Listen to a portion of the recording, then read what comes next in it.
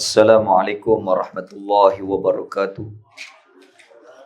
Bismillahirrahmanirrahim.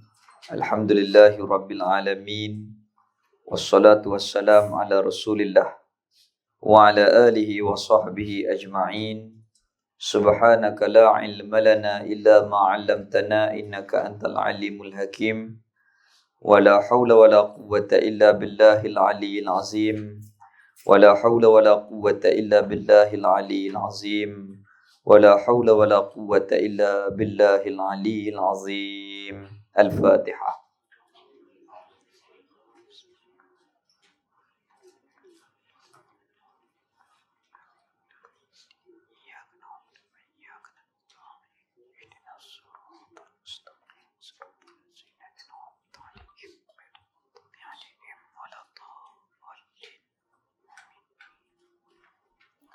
Allahumma salli wa sallim ala sayyidina Muhammadin fatihi lima uliq wa khatimin lima sabaq nasiril haqqi bihaqqi wal hadi ila siratikal mustaqim wa ala alihi wa sahbihi haqqa qadrihi wa miqdarihi azim.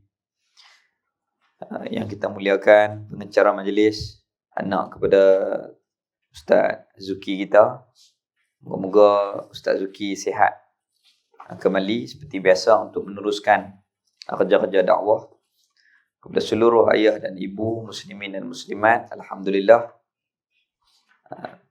Jadi pada minggu yang kedua hari itu saya tak mai oleh kerana ada tetamu kawan balik daripada Saudi. Lepas tu dia mai ke Al-Ustaz. Kemudian saya tak mai lah pada minggu yang kedua tu. Maka digantikan pada minggu yang kelima ni. Jadi Alhamdulillah, sepatutnya kita berhenti hari itu muka surat berapa nak? Muka surat 12. Muka surat 13. Pada hari ini, kita tangguh Sat. Kita peringat balik peristiwa yang berkaitan dengan Isra' wal Mi'raj. Kita duk dengar sedia dah. Cuma kita peringat balik. Moga-moga Allah Ta'ala bagi hati kita ni hidup dengan kisah-kisah yang berkaitan dengan junjungan besar Nabi SAW. Jadi bulan Rajab dah lepas. Sekarang kita masuk bulan Sya'ban. Sya'ban ni bulan diturunkan perintah berselawat. Turunnya ayat Al-Quran, Inna Allaha wa malaikatahu yusalluna ala nabi ya ayyuhalladzina amanu sallu alaihi wa sallimu taslima. Dan kata setengah daripada ulama-ulama ahli sirah, bulan Sya'ban ni juga diperintahkan tukarnya kiblat daripada Baitul Muqaddis kepada Kaabah di Mekah Al-Mukarramah. Jadi termasuk dalam kata ayat Al-Quran, qala Allah Ta'ala wa man yu'azzim sya'airallah fa innaha min taqwal qulub. Barang siapa yang mentakzim, memuliakan akan syiar tanda Allah Ta'ala, maka sesungguhnya dalam hatinya ada perasaan takwa kepada Allah Subhanahu wa Ta'ala. Moga-moga kita menghormati syiar bulan Rajab, bulan Sya'ban. Moga-moga Allah Ta'ala hidupkan hati kita. Jadi peristiwa ni yang dinamakan peristiwa menerima solat, iaitulah setahun sebelum daripada hijrah. Puasa 2 tahun lepas hijrah. Dia perintah puasa 2 tahun selepas hijrah. Sembahyang setahun sebelum hijrah. Lepas tu Rasul buat kerja apa? Daripada mula-mula dilantik menjadi Rasul sehinggalah hampir-hampir 12 tahun. Maka kerja Rasul iaitulah dakwah untuk memasukkan iman, mengeluarkan syirik di dalam hati para sahabat. Teguhkan hati para sahabat dengan keimanan. Maka oleh kerana itulah kita belajar ilmu usuluddin, ilmu tauhid untuk memperkejapkan iman kita.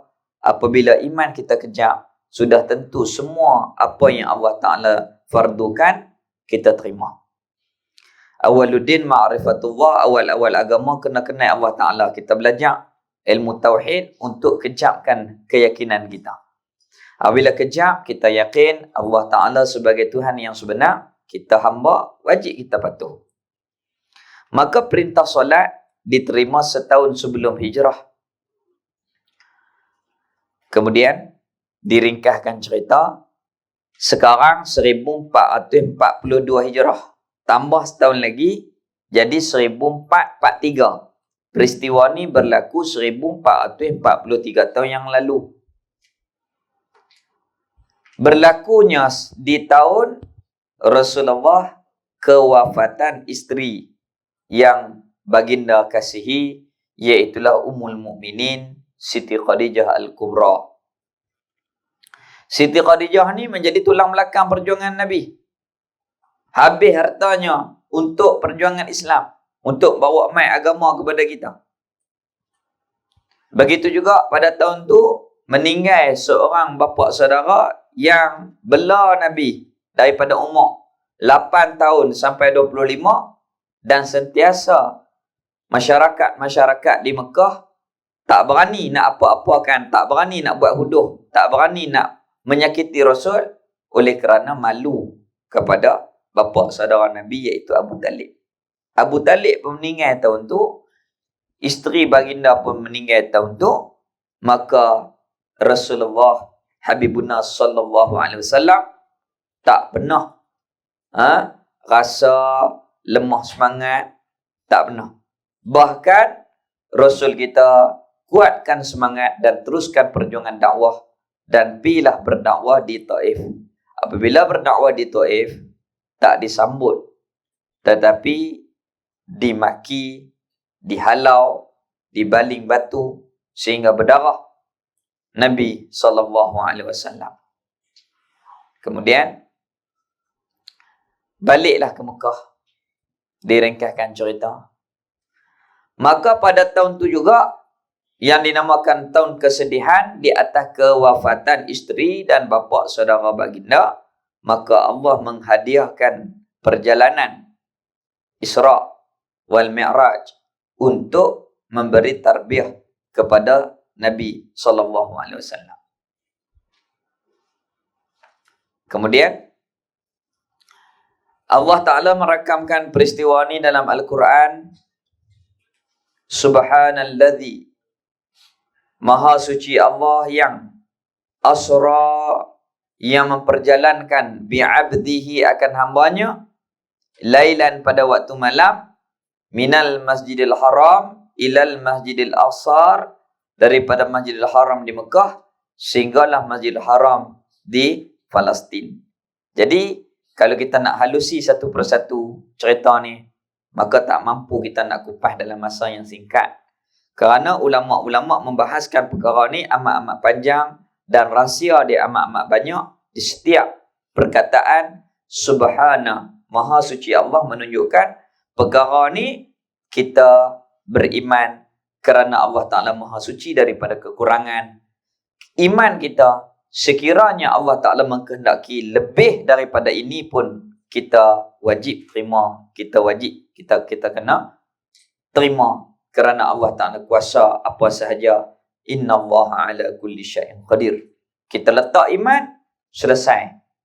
Perkara ni diterima, boleh terima kerana ia termasuk harus pada akal. Subhanalladzi, Maha suci Allah yang asra, memperjalankan bi'abdihi akan hambanya.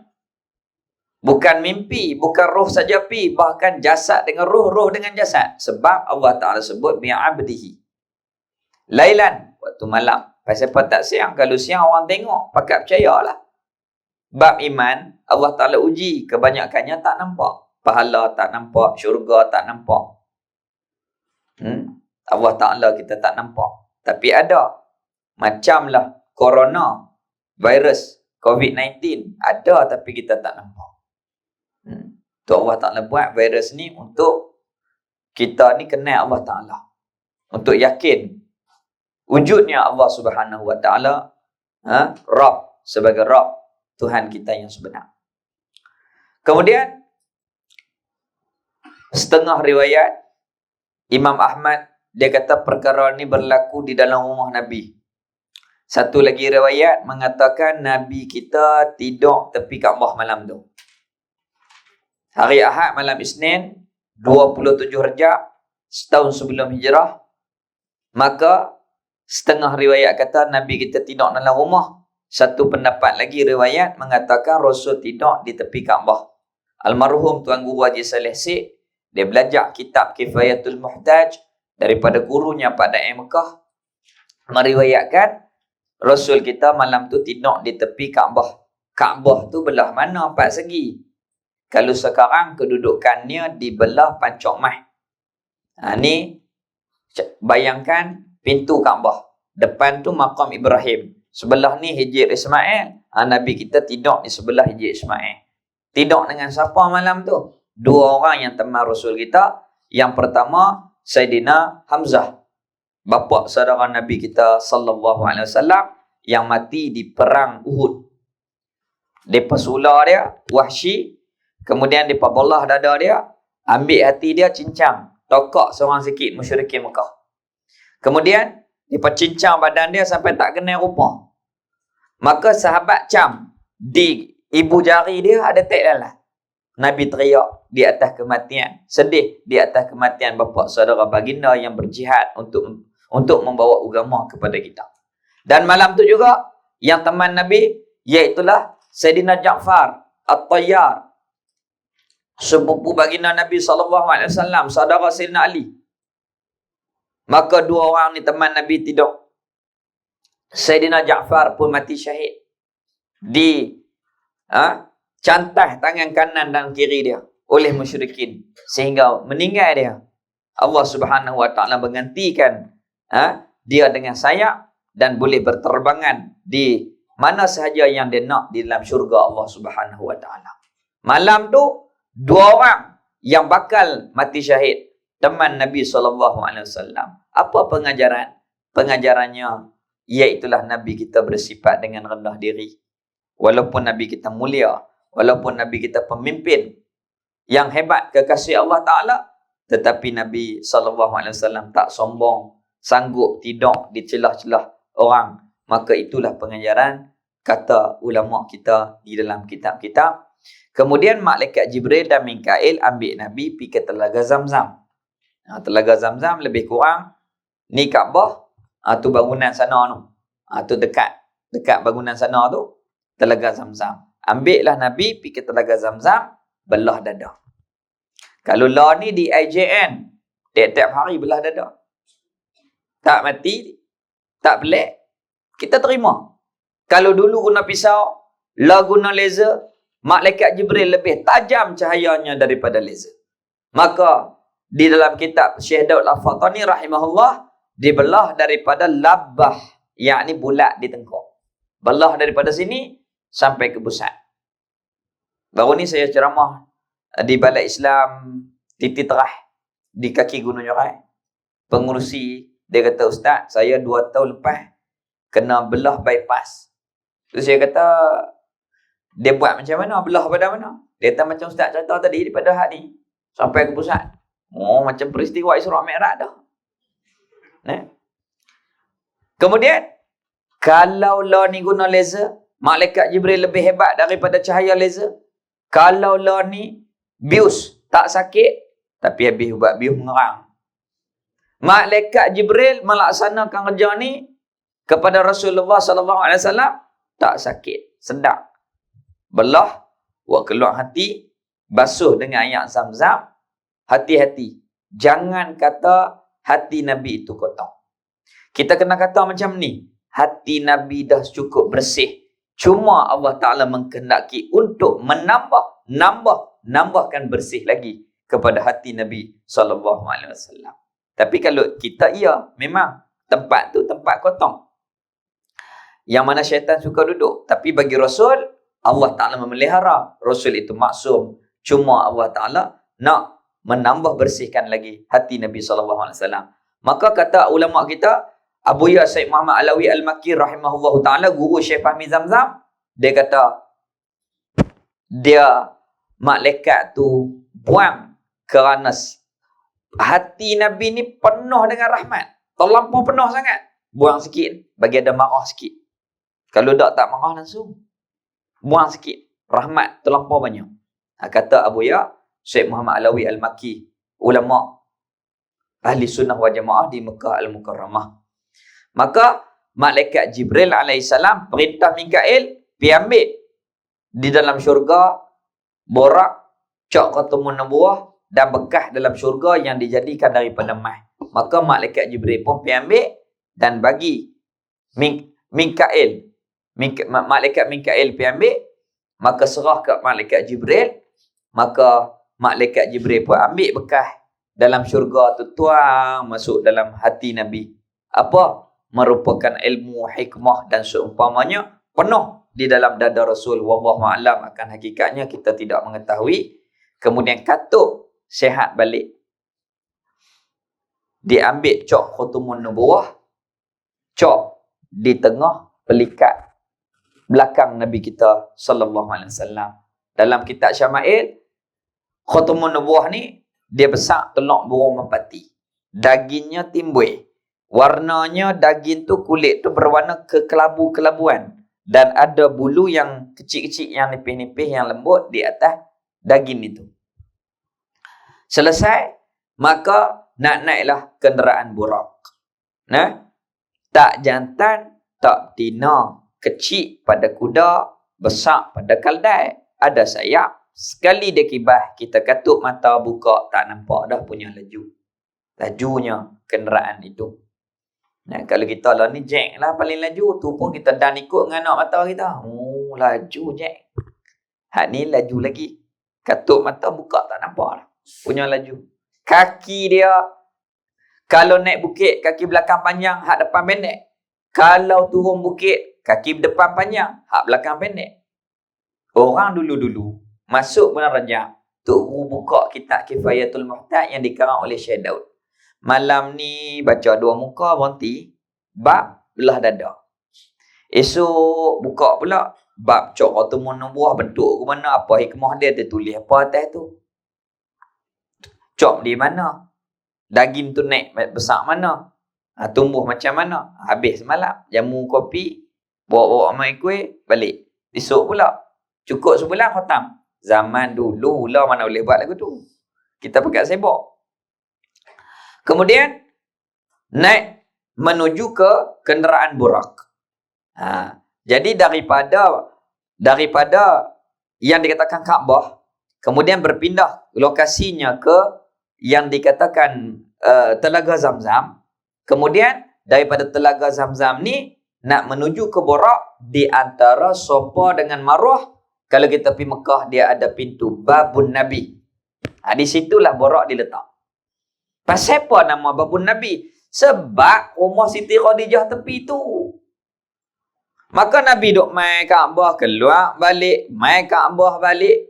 Jalan tu lah. Maka dinamakan pintu haklah ni Babun Nabi. Dulu kan ada pintu. Lorong tu. Diletak nama pintu Babun Nabi. Pintu Nabi kita. Itu kita pergi ke Mekah, kalau kita penuh dengan sirah, kita pergi tak sanggup. Kadang-kadang kita lalu, kita menangis. Kadang-kadang kita menghayati, oh, peristiwa Isra' wal Mi'raj, ini keadaan dia. Kalau hijrah, di sinilah rumah Siti Khadijah. Kemudian Nabi kita pergi rumah Sayyidina Abu Bakar, kena naik bukit. Di mana rumah Sayyidina Abu Bakar? Tuhan kita duduk lena sedap di Hotel Hilton tu lah. Hilton tu, rumah Sayyidina Abu Bakar. Dulu ni. Kalau orang tidur di Hilton, kita ni seolah-olah tetamu kepada Sayyidina Abu Bakar, seronok kita. Tapi kena ada adab lah. Kita main rumah orang besar ni. Tapak dia. Kemudian kena lari. Nabi kita berhijrah pula. Naik.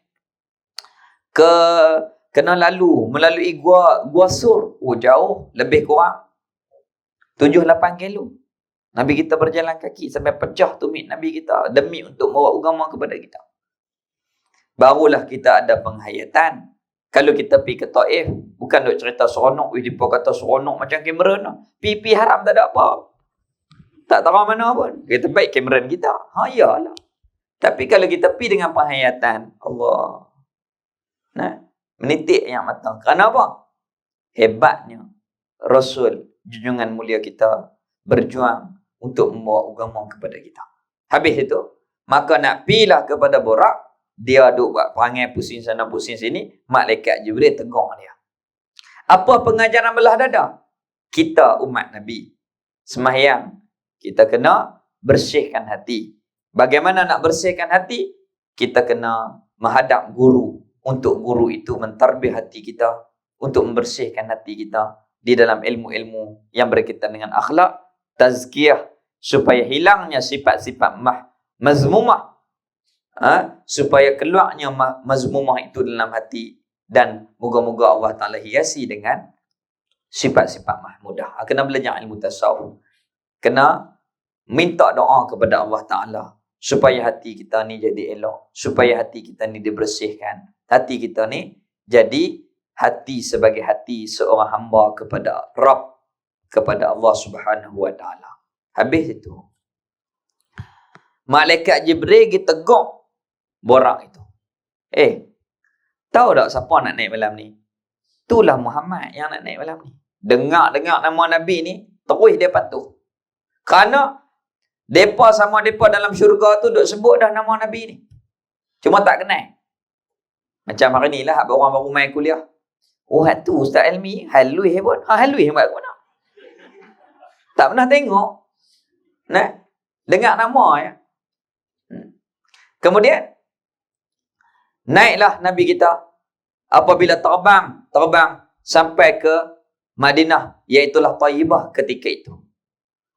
Jalan ni bukan jalan saja. Jalan yang ditarbih oleh Allah Subhanahu Wa Ta'ala. Wahai Muhammad, jangan diam. Jangan patah semangat. Kamu akan melangkah lagi. Kamu bukan duduk di Mekah. Kamu akan berhijrah ke sinilah tempat kamu. Maka Allah Ta'ala tunjuk dah malam tu. Berhenti di Taibah. Malaikat Jibril AS turun, Muhammad, semayang. Semayang apa? Semayang baru dapat. Semayang yang khusus untuk Rasul. Naik. Apabila naik, malaikat Jibril tanya, tahu tak apa tempat tadi? Tak tahu. Itulah Taibah. Kamu akan berhijrah dan kamu akan diwafatkan di sini. Nabi faham dah. Terbang lagi. Tempat yang kedua berhenti, iaitulah yang dikatakan Madian. Madian sekarang duduk di dalam negeri Jordan. Apa kaitan dia?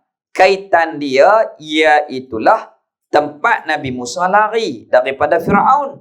Kerana Firaun nak bunuh, maka Nabi Musa AS duduk di Madian. Maka kawinlah Nabi Musa dengan anak Nabi Syuaib AS.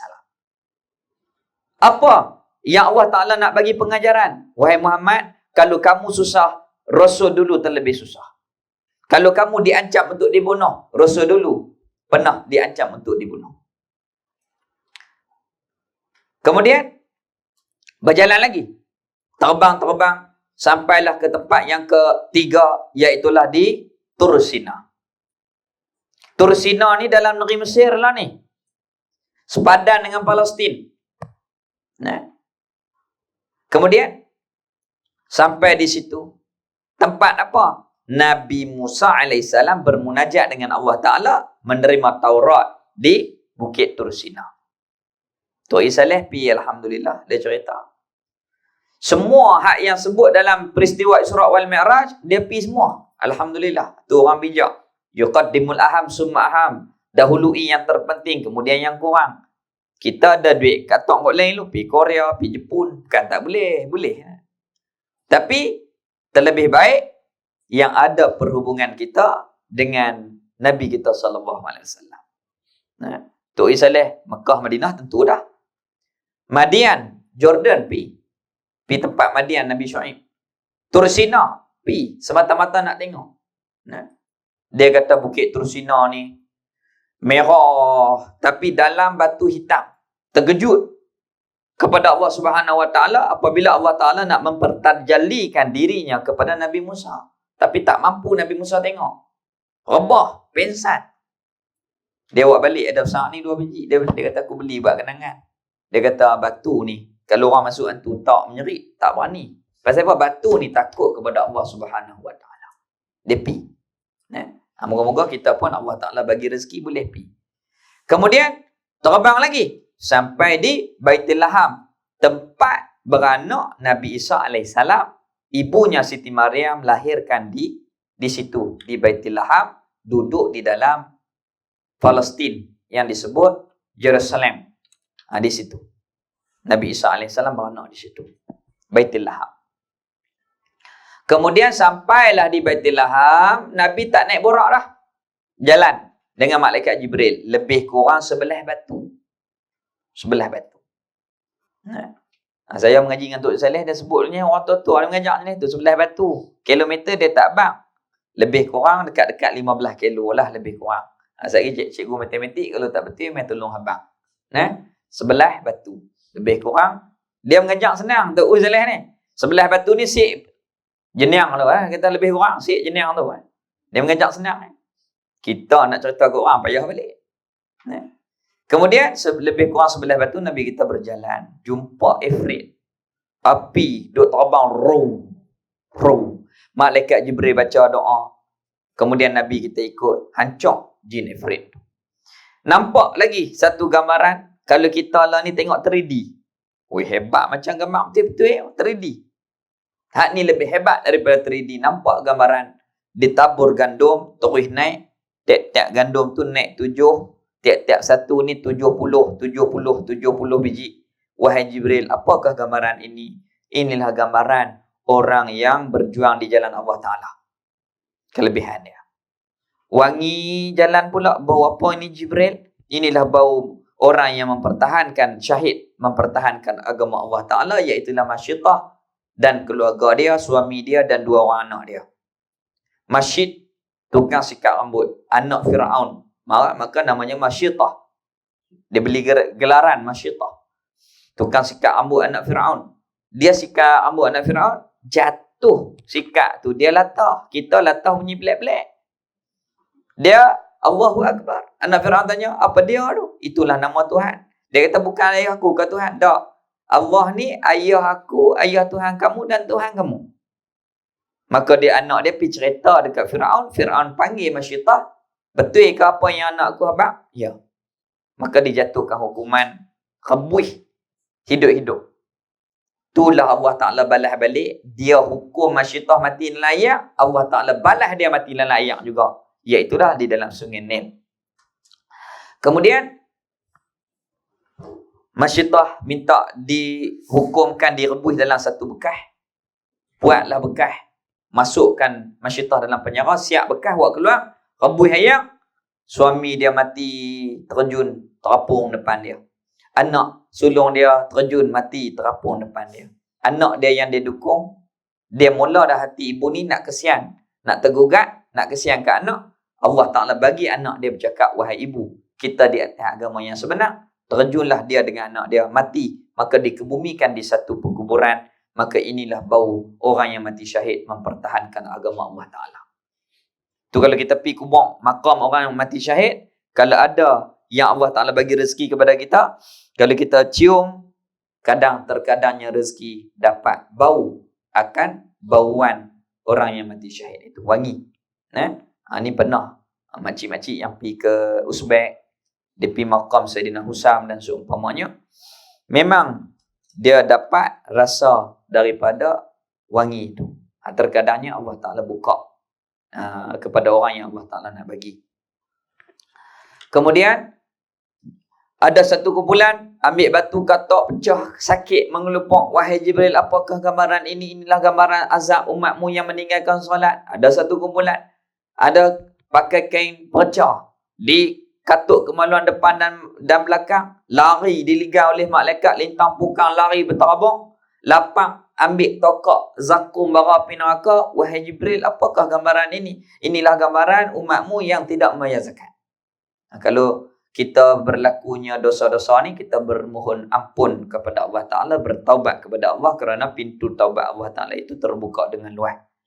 Selagi mana nyawa tak sampai di batang halkum, matahari tak naik belah barat, pintu taubat terbuka kepada kita. Maka berjalan lagi, nampak satu gambaran orang berenang dalam sungai darah busuk, hanya campur dengan nanah.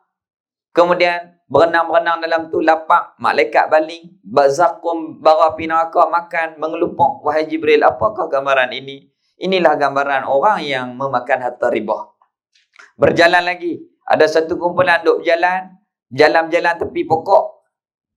Duri pokok tu lekat di kain, terkoyak rabak kain. Wahai Jibril, apakah gambaran ini? Inilah orang yang suka merampas di tepi jalanan. Duk tengah jalan merampas orang, harta orang. Berjalan lagi, ada satu kumpulan ambil kayu tahu atas bau, ambil tambah lagi sampai rebah tak larat, angkat lagi. Wahai Jibril, apakah gambaran ini? Inilah gambaran orang yang diberi amanah tetapi tidak melaksanakan amanah. Moga Allah Ta'ala bantu kita dapat menunaikan hak kepada Allah Subhanahu Wa Ta'ala, hak kita dengan anak Adam, terutamanya hak kita dengan ahli keluarga kita. Kemudian berjalan lagi, ada daging elok tak makan, makan daging yang busuk, katut hidung, sumbat, muntah. Wahai Jibril, apakah gambaran ini? Inilah gambaran orang yang ada suami tetapi berzina dengan lelaki lain. Orang yang ada isteri berzina dengan perempuan yang lain. Ini azab di akhirat nanti. Kemudian berjalan lagi, ada satu kumpulan ni duk cakap muka. Dia cakap berdarah sampai mengelupuk. Wahai Jibril, apakah gambaran ini? Inilah gambaran orang yang mengumpat sesama mereka. Mengumpat tanpa sebenar. Kemudian berjalan lagi, tarik lidah guntin, tarik guntin. Wahai Jibril, apakah gambaran ini? Inilah gambaran umatmu daripada orang alim yang mana mereka berkata, mereka menyalahi apa yang mereka katakan. Na'udzubillah. Kita minta jauh daripada ilmu yang tidak ada manfaat. Berjalan lagi, Yahudi pergi panggil Nabi. Wahai Muhammad, berhenti Sat, nak tanya ni. Nasara panggil Nabi. Muhammad, berhenti Sat. Iblis panggil Muhammad, berhenti Sat. Nabi kita tanya, wahai Jibril, tu siapa? Itulah Yahudi. Tu siapa? Itulah Nasara. Tu siapa? Itulah Iblis. Satu lagi, dunia. Merupakan orang perempuan tua, bongkok teruk dah. Pakai tongkat, perhiasan dia penuh mah. Wahai Jibril, itu apakah? Itulah dunia. Maka Nabi tak layan dunia, Nabi tak layan panggilan Iblis, tak layan panggilan Nasara dan Yahudi. Kenapa? Kalau Nabi layan, tak sempat sampai menuju Allah Subhanahu Wa Ta'ala. Kita pun kalau gagah ikut puak ni, tak sampai kita kepada Allah Ta'ala. Mereka hantar bola sebiji yang maghrib insya tak mayang. Nak sampai ke mana?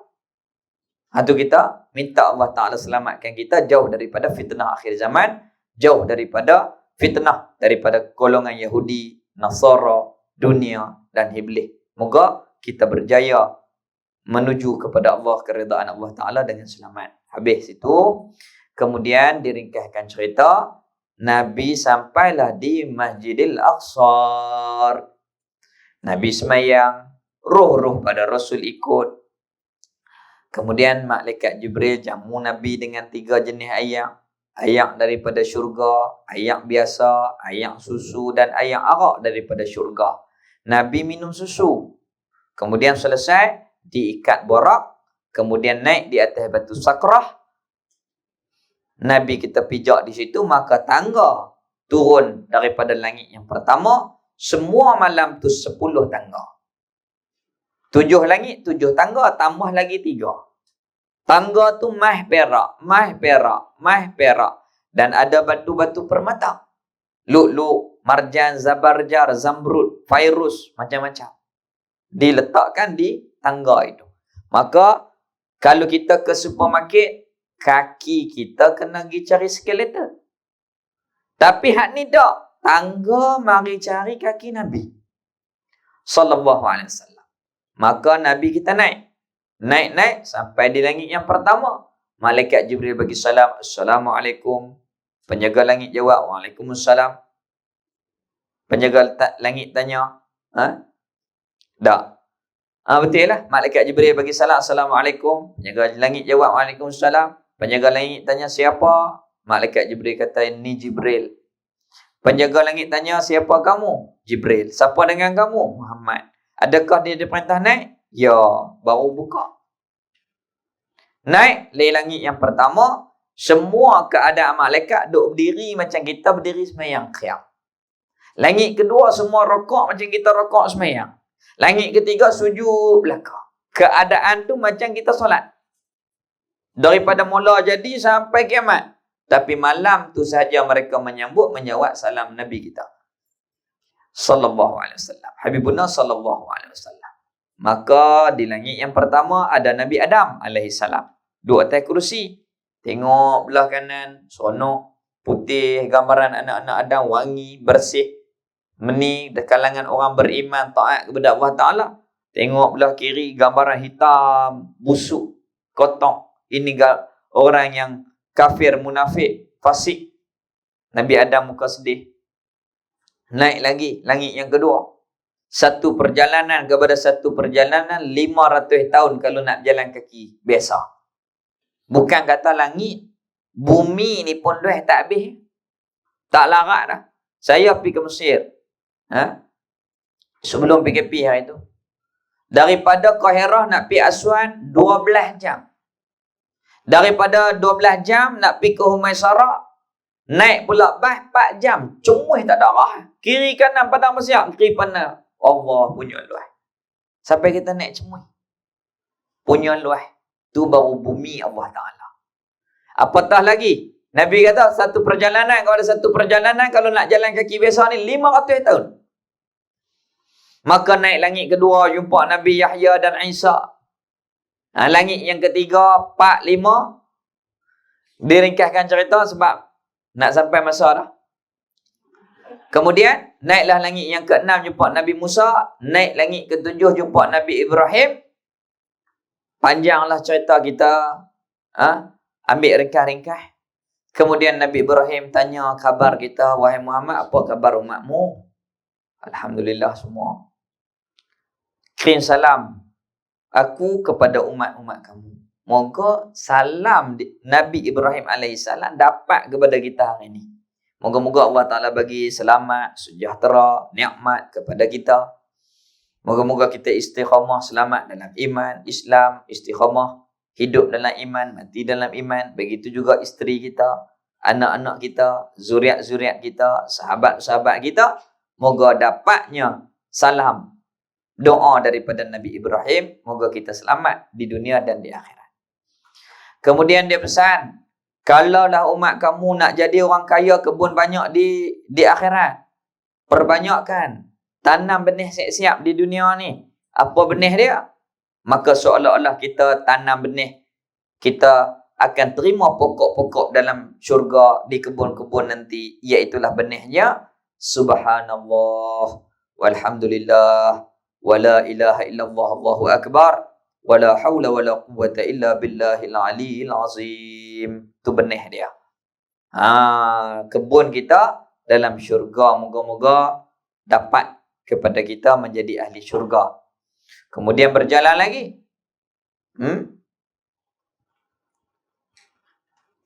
Jalan apa lagi? Jumpa Nabi Ibrahim dah. Jumpa Nabi Ibrahim alaihissalam. Habis jumpa Nabi Ibrahim, Nabi tengok Baitul Ma'mur. Kalau di bumi ada Kaabah, langit ke-7 ada Baitul Ma'mur macam Kaabah. Kata ulama, kalaulah tahu batu daripada Baitul Ma'mur lepas, tentu batu tu tak lari betul dengan Kaabah di dunia ni. Tu dalam fiqh kalau kita mengaji. Macam mana? Kalau orang tu kerja kapal selam, nak semayang dia kena tidur terlentang ke sebab Kaabah duduk atas? Dia duduk dalam laut? Tak kena. Tak payah. Kerana kiblat ni 7 petala langit, 7 petala bumi. Tu kiblat kita. Tu orang tanya kalau kita ni anak-anak kita kerja angkasawan, duduk atas tu. Nak semayang kena menerap ke? Kaabah duduk bawah? Tak kena. Berdiri apa tu? 7 petala langit, 7 petala bumi. Itu ain kiblat kita. Di dunia ada Kaabah. Di langit yang ke-7 ada Baitul Ma'mur. Langit ketiga ada Baitul Izzah, tempat simpan Quran. Nah, Quran tu 30 juzuk tersimpannya di langit yang ketiga sebelum turun kepada Nabi sallallahu alaihi wasallam. Kemudian Baitul Ma'mur tu 70,000 malaikat tawaf daripada dulu sampai kiamat. La ni mereka tengah tawaf. Habis itu naiklah tangga yang ke-8 yang dinamakan Sidratul Muntaha. Pokok bidara. Tapi tak macam bidara dunia hak orang mandi mayat tu, tak sama. Sidratul Muntaha. Nabi cerita daun dia macam telinga gajah. Kalau selai jatuh di atas muka bumi ni, 1/3 umat Nabi katu. Oh, besar. Besar. Kemudian di batang ataupun di perdu ataupun di akar dia tu ada 4 batang sungai mengalir masuk ke dalam syurga. Sungai madu, sungai susu, sungai arak syurga dan sungai yang biasa. Masuk ke dalam syurga, Nabi pun masuk ke dalam syurga. Di pintu syurga tulis 10 pahala bagi orang sedekah, 18 pahala bagi orang yang memberi hutang. Maknanya ulama kata, sedekah ni amalan yang lebih, amalan yang besar, sehingga kan tertulis di pintu syurga. Nabi dah mengaji lagi. Ya Rasulullah, ya wahai Jibril, macam mana keadaan ni? Sedekah bagi habis dapat 10 saja. Hutang bagi ambil balik tapi 18 lebih. Maka malaikat Jibril terang kepada Nabi, orang yang beri hutang ni kerana nak lepaskan kesusahan orang tu dia lebih pahala. Tapi kita duk dengar dah 10 orang dia kencing tak bayar ni, jangan bagi. Kita bagi hak yang memang betul-betul dia nak guna. Pahala lebih. Pahala dia lebih. Kemudian habis itu, apa pengajaran baiknya hubungan murid dengan guru, guru dengan murid? Apabila disoal oleh murid, maka guru menjawab dengan baik. Wahai Jibril, apa ini? Jibril jawab gini. Wahai Jibril, apa ni? Jawab gini. Maka miftahul ilmi su'alun. Nak buka ilmu itu, anak kuncinya tanya. Tapi dalam mengajar, tanya hak bab dia lah. Kalau tanya bab lain, selalu ganggu orang. Nak tanya bab lain tu apabila selesai majlis. Itu adab. Tak faham tanya. Maka guru kena jawab dengan baik. Dengan terang. Jelas. Kalau tak tahu, wallahu alam, rujuk kepada mereka yang lain. Selesai masalah. Gitu.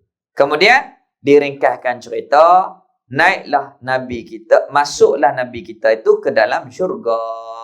Tengok semua, apabila keluar daripada syurga, nak bezalah neraka macam mana pula. Maka kata ulama, Nabi kita didatangkan gambaran. Macam kita tengok 3D lah. Didatangkan gambaran, ni ahli neraka. Nabi kata, aku lihat di malam Isra' wal Mi'raj, banyaknya daripada ahli neraka tu orang yang miskin. Sahabat tanya, ya Rasulullah, miskin ni adakah miskin yang tak ada harta? Nabi kata, tak. Miskin bukan miskin tak ada harta, tetapi miskin daripada ilmu, jahil. Banyak dalam neraka orang jahil. Moga-moga Allah Ta'ala jadikan kita orang yang berilmu, ilmu yang berkat, yang dapat Allah Ta'ala memberi kepada kita, dapat kita beramal dengan ilmu itu. Kemudian, habis cerita, tengok neraka, gambaran. Maka malaikat Jibril kata, wahai Muhammad, selesai tugas. Saya tak boleh naik lagi di atas tu. Kalau naik, saya akan binasa. Tugas saya habis dah sampai dekat ni. Saya tak boleh naik dah. Maka tangga yang ke-9 Nabi kita naik, iaitulah di Mustawa. Mustawa namanya, tangga yang ke-9. Kemudian di situ Nabi kita seolah-olah dibalut. Seperti keadaannya macam awan. Balut Nabi kita. Allah Ta'ala buat macam awan. Balut Nabi. Dalam keadaan tak sedar tu, sampai. Tapi dalam-dalam tu dengar suara malaikat duk ajuk suara Sayyidina Abu Bakar. Tingginya makam Sayyidina Abu Bakar, sehingganya malaikat di mustawa itu pun ajuk suara Sayyidina Abu Bakar. Yang kedua, dengar tapak kaki Sayyidina Bilal. Lebihnya Sayyidina Bilal ni. Orangnya hitam, hamba pula. Sidik kedudukan mata dunia tak ada apa-apa. Dahlah hamba, hitam pula, huduh. Tetapi di sisi Allah Ta'ala tinggi darjat. Kekasih, iaitulah Sayyidina Bilal bin Rabah. Sayyidina Bilal radhiyallahu ta'ala. Kasihnya kepada Nabi, apabila dia mimpi, dia duduk di Syam. Apabila Nabi wafat, dia berhijrah daripada Madinah, pergi duduk di Syria, Syam. Dia mimpi Nabi, terus dia pergi. Siap. Barang pergi. Jalan kaki. Maka cucu Nabi kata, pakcik, azan lah. Kami nak dengar. Azan. Sampai, asyhadu anna Muhammad Rasulullah. Tak dah habis Allah. Oh, tak tahan. Ingat, macam Nabi duk hidup, dia tak tahan, khabah. Orang lain sambung. Kasihnya dia kepada Nabi SAW. Kemudian, apa kelebihan Sayyidina Bilal ni? Tiap-tiap ambil uduk, dia semayang sunat 2 rakaat sunat uduk. Tiap-tiap ambil uduk, dia semayang sunat uduk. Habis. Ringkaskan cerita. Nabi kita nampak satu gambaran. Dan dia tu bersuara. Dia kata, aku ni Allah Ta'ala jadikan bukan malaikat. Bukan orang betul. Tetapi hanyalah gambaran. Daripada golongan umatmu. Yang pertama, beriman sifat dia. Yang kedua, banyak zikrullah, berzikir. Lidah dia basah dengan berzikir. Ketiga, sifat dia, iaitulah tidak pernah menyakiti hati kedua ibu dan bapa. Orang kalau ada 3 sifat ni, iman, zikir banyak dan jaga ibu bapa, maka Allah Ta'ala angkat setinggi-tinggi martabat sehingga kan Nabi tengok gambaran di mustawa pada malam itu. Lebih. Kedudukan orang beriman, zikir, kemudian dan menjaga kedua ibu bapa. Habis itu. Kita ni anak-anak buat gini, mak bapak mati dah. Dulu kita sakiti mereka. Sedekah RM10 bulan tabung masjid. Ya Allah, sampaikanlah hadiah pahala ni kepada ibu aku, kepada bapa aku. Buat kenduri. Ya Allah, sampaikanlah pahala ini kepada bapa, kepada ibuku. Moga-moga di akhirat nanti senang dia menerima daripada kebajikan yang kita hadiahkan kepada mereka. Itulah Allah Ta'ala melebihkan Sayyidina Uwais Al-Qarni, Sayyidul Tabi'in. Di Yaman. Dia tak pernah jumpa Rasul. Dia nak pergi kat Rasul ziarah. Tak dan. Jaga mak. Dia jaga. Sehingga Rasul kata kepada para sahabat, kalau jumpa orang yang bernama Uwais, minta doa dengan dia. Wali. Wali besar. Pasal apa? Hormatnya, sayang, kasihnya, jaganya dia kepada ibu dia ni, habislah. Habis khidmat. Sehingga kan dia naik bukit Wak Lembu. Pasal apa? Nak bagi kuat otak-otak dia kerana dia nak bawa mak dia pergi haji. Nak bagi kuat, nanti nak tanggung mak nak tawaf. Tu Allah Ta'ala angkatkan darjat dia. Sehingga menjadi awliya kekasih Allah Ta'ala.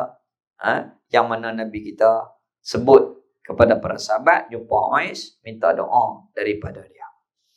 Kemudian, habis dah tangga ke-9, naik tangga ke-10. Di Hadratul Qudsi. Apabila nak duduk di situ, kebetulan Nabi terlihat Allah Ta'ala. Allah Ta'ala tidak berkait dengan tempat. Ini akidah kita. Kebetulan di situ Nabi terlihat Allah Ta'ala dengan tanpa kefiat. Terus Nabi kita sujud. Allah Ta'ala firman, Ya Muhammad irfa' raqsaha, angkatlah kepalamu, apa yang kamu nak minta, mintalah. Nabi kita orang bijak, dia tak minta. Dia duk bilangkan nikmat-nikmat kepada Nabi-Nabi yang terdahulu. Macam mana? Dia kata, Ya Allah, kau berikan kepada Musa kalimullah, kepada Ibrahim khalilullah, kepada Sulaiman kerajaan yang besar, kepada Daud melembutkan besi, dan bagai-bagai lagi lah disebut. Maka Allah Ta'ala bagi bermacam-macam kepada Nabi kita pada malam tu. Di antaranya, aku bagi kepadamu 7 ayat yang berulang-ulang yang tak pernah bagi kepada orang lain sebelum ini, iaitulah surah Fatihah. Dan aku bagi gelaran kepadamu Habibullah, kekasih Allah Ta'ala. Kalau bintang dalam negara ni, bintang yang paling tertinggi, tak ada dah boleh mengatasi daripada tu, bintang yang tertinggi. Ya. Kemudian, aku fardukan kepadamu dan umatmu 50 sembahyang. Apabila habis siap, jumpa Nabi Musa langit ke-6, nak balik dah. Nabi Musa kata, boleh apa malam ni? Abang boleh ni, boleh. Abang kata boleh 50 sembahyang. Nabi Musa minta Nabi kita minta kurang kepada Allah Ta'ala. Minta kurang tinggal 5. Walaupun 5, pahala dia macam 50. Ya. Kemudian diringkaskan cerita, Tok Risalih kata, kalau Nabi kita minta bagi hapus, tak ada habis 5 tu pun pakai peri, lega kita. Dia kata bukan lega, celaka kita. Pasal apa? Apa lagi hubungan kita dengan Allah? Tak ada dah kecuali sembahyang. Itulah kita boleh mengadu, kita boleh meminta, kita boleh memohon kepada Allah Ta'ala di dalam sembahyang. Nah, kemudian turunlah Nabi, diringkaskan cerita, menengung, duk fikir. Abu Jahal tanya, fikir apa Muhammad? Nak cerita ke orang macam mana? Dia kata, awak daklah pergi semalam di Baitul Muqaddis, balik. Ni, pergi semalam ni, balik dah. Dalam hati dia kata, boleh kat aku dah.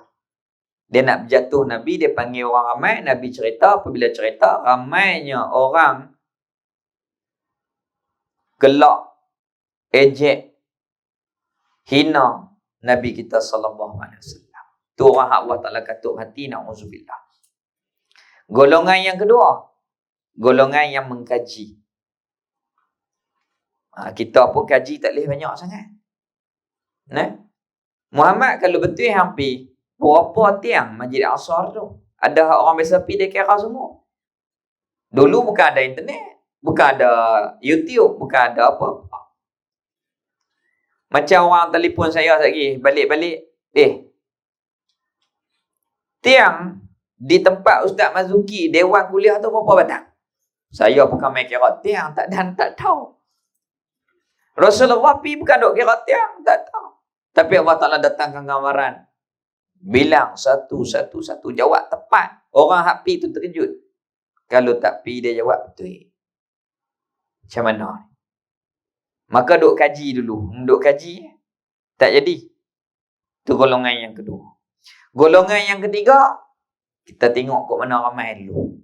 Nak hukum tak boleh lagi. Hak satu kumpulan tolak terus. Satu kumpulan kaji, duk kerja kaji, duk pening lagu tu, lama-lama mati. Tak beriman juga. Tak mau. Golongan yang ketiga, tunggu kok mana ramai, kita pergi kot tu. Tak jadi kok. Golongan Alhamdulillah, Sayyidina Abu Bakar dan sahabat yang lain. Golongan yang keempat, na'udzubillah. Iman dah, tapi guna logik. Tak letakkan iman di hadapan, murtad ketika itu, na'udzubillah. Kita minta jauh. Ni jadi kalau tak mengaji akidah, duk guna otak, guna nafsu, bahaya. Dia kata macam mana faraid laki 2, perempuan 1, perempuan lemah, tak adil lagu ni. Iyalah, kalau nak bahagi, kalau tak mau cara syariat, Bincang sama kita. Hala kita adat. Dua-dua. Tak apa. Okey, nak syariat. Saya ni duit banyak dah. Laki saya bagi kat saya banyak dah. Ambil lah 2 kat abang. Saya 1. Alhamdulillah. Boleh buat bincang. Bukan suruh petikai. Kalau guna akal, na'udzubillah. Tapi kalau letak iman, alhamdulillah. Maka golongan yang kelima, Allah Ta'ala jaga iman mereka.